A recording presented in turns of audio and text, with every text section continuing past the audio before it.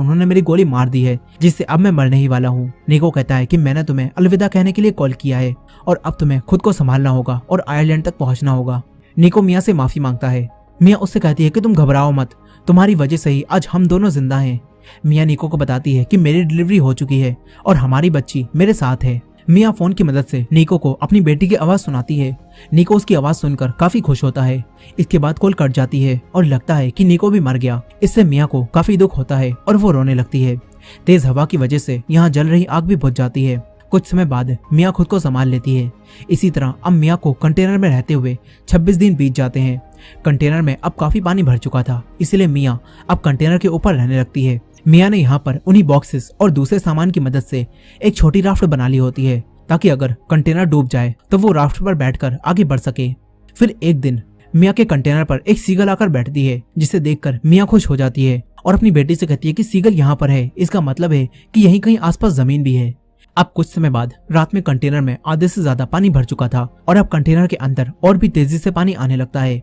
ये देखकर मिया नीचे जाती है ताकि वो पानी को रोक सके, लेकिन अब कंटेनर डूबने लगता है और मिया की बेटी जिस राफ्ट पर बैठी थी वो पानी में तैरने लगती है। अंदर मिया का पैर रस्सियों में फंस जाता है, जिससे वो बाहर नहीं निकल पाती और देखते ही देखते कंटेनर पूरी तरह से पानी में डूब जाता है। तभी मिया उसी टूटे हुए चाकू की मदद से रस्सी को काटती है और कंटेनर से बाहर आ जाती है, लेकिन अब उसे अपनी बेटी नहीं दिखती। तभी एक वेल यहाँ आ जाती है।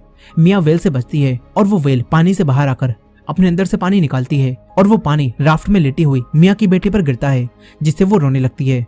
मिया को अपनी बेटी की रोने की आवाज सुनाई देती है और आवाज का पीछा करते हुए मिया अपनी बेटी तक पहुंच जाती है। वो अपनी बेटी को शांत कराती है। फिर सुबह तक मिया राफ्ट को पकड़कर यहाँ तैरती रहती है। मिया अपनी बेटी से कहती है कि बस थोड़ी देर और हम पहुंच जाएंगे। मिया खुद को दिलासा दे रही थी। यही मिया अपने पास खाई हुई मछलियां पानी में फेंकने लगती है और मछलियां देखकर कई सारी सीगल्स इनके आसपास घूमने लगती हैं। तभी एक परिवार जो कि अपने शिप की मदद से यहाँ मछली पकड़ने आए हुए थे, उन्हें दूर कई सारी सीगल्स किसी चीज के आसपास घूमती हुई नजर आती हैं और ये देखकर ये लोग उस चीज के पास जाते हैं। उन्हें यहाँ पर राफ्ट दिखती है।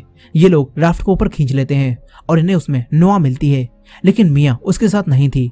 तभी एक लड़की राफ्ट के साथ बंधी हुई वायर को खींचती है और मिया ऊपर आने लगती है। ये देखकर ये लोग मिया को ऊपर खींचते हैं, लेकिन मिया बेहोश हो चुकी थी। ये लोग मिया को सीपीआर देते हैं, जिससे मिया को दोबारा से होश आ जाता है। यहाँ आदमी तुरंत ही जाकर अपने लोगों से एक मेडिकल टीम को तैयार रखने के लिए कहते हैं और बताते हैं कि हमने एक माँ और बेटी को अभी अभी समुद्र से बचाया है। इसके बाद ये लोग जमीन की तरफ जाने लगते हैं। यही मिया अपनी बेटी को अपनी गोद में लेती है और अपने आसपास देखती है।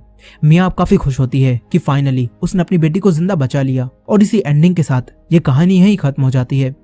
दोस्तों, ये थी मूवी की फुल स्टोरी। आई होप कि आपको ये स्टोरी पसंद आई होगी।